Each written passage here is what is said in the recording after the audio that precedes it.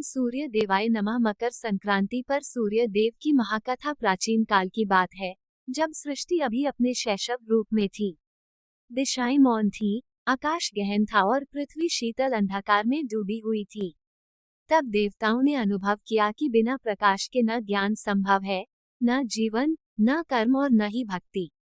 तब ब्रह्मा जी ने अपनी तपस्या से एक तेजस्वी शक्ति को उत्पन्न किया। वे थे सूर्य देव, जिनके प्रकट होते ही ब्रह्मांड प्रकाश से भर उठा।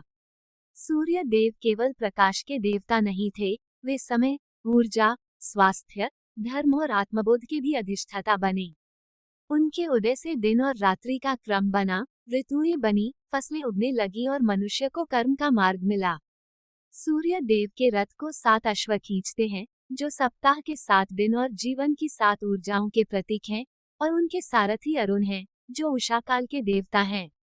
सूर्य देव प्रतिदिन आकाश में भ्रमण करते हुए समस्त लोगों को अपने प्रकाश से जीवन देते हैं, परंतु वर्ष में एक विशेष समय ऐसा आता है जब उनका मार्ग परिवर्तन केवल खगोलीय घटना नहीं, बल्कि आध्यात्मिक उत्सव बन जाता है, और वही दिन है मकर संक्रांति।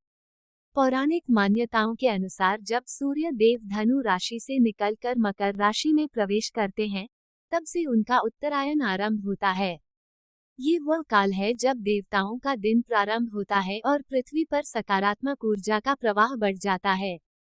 कहा जाता है कि दक्षिणायन देवताओं की रात्रि होती है, जब प्रकृति अंतर्मुखी होती है, जबकि उत्तरायण देवताओं का प्रातःकाल है, जब चेतना जागृत होती है।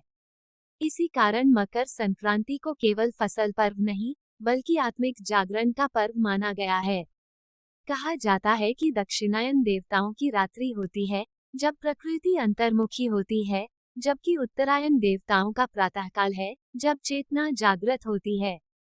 इसी कारण मकर संक्रांति को केवल फसल पर्व नहीं, बल्कि आत्मिक जागरण का पर्व माना गया है।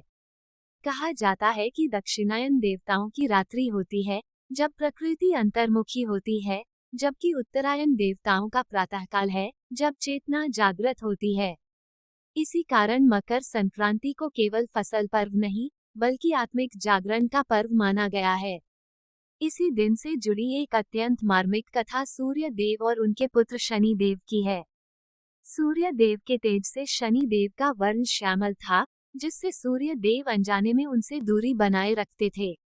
शनि देव अपने पिता के प्रेम से वंचित होकर तपस्या में लीन हो गए। वर्षों बाद जब सूर्य देव उत्तरायण होकर मकर